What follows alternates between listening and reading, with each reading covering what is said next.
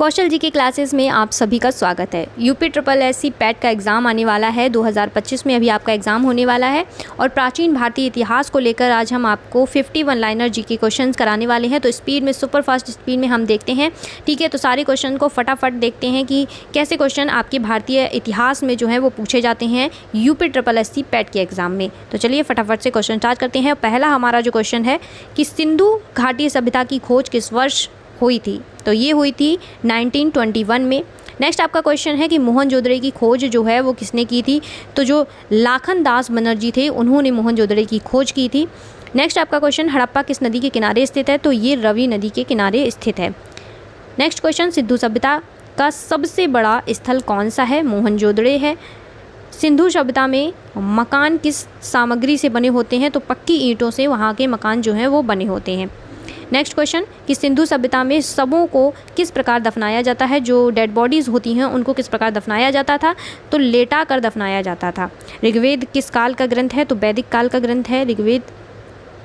Next question, वैदिक काल के प्रमुख देवता कौन थे? तो इंद्र थे। वैदिक काल में अग्नि देवता को क्या कहा जाता है? तो यज्ञों का वाहक कहा जाता है।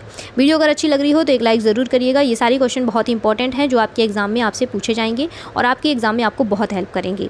चलिए नेक्स्ट क्वेश्चन है, ब्राह्मण ग्रंथ किस वर्ष से संबंधित है?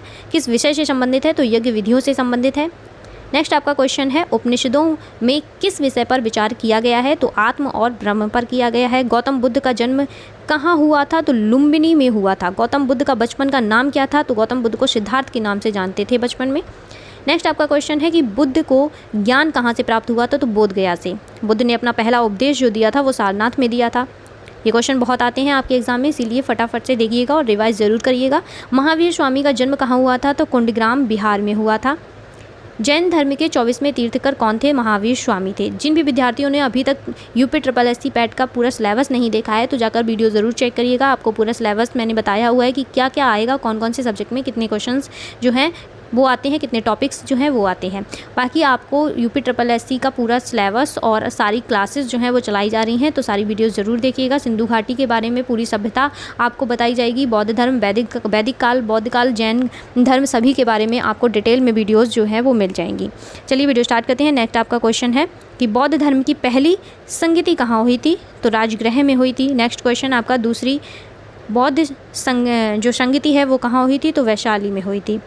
तीसरी बौद्ध हुई थी जिसने शासनकाल में हुई थी। किसके शासनकाल में हुई थी ये पूछा गया है? तो अशोक के। किसके? अशोक, ठीक है।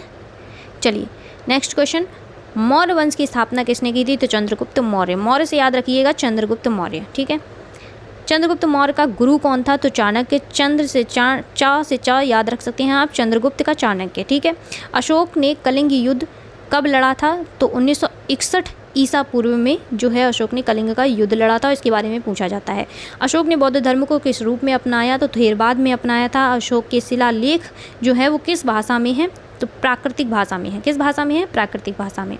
अर्थशास्त्र ग्रंथ किसने लिखा था? तो चाणक्य ने लिखा था। चाणक्य बहुत ही होशियार, बहुत ही इंटेलिजेंट थे। गुप्त वंश की स्थापना किसने की थी? तो श्रीगुप्त ने की थी। गुप्त से आप श्रीगुप्त याद रख सकते हैं, ठीक है।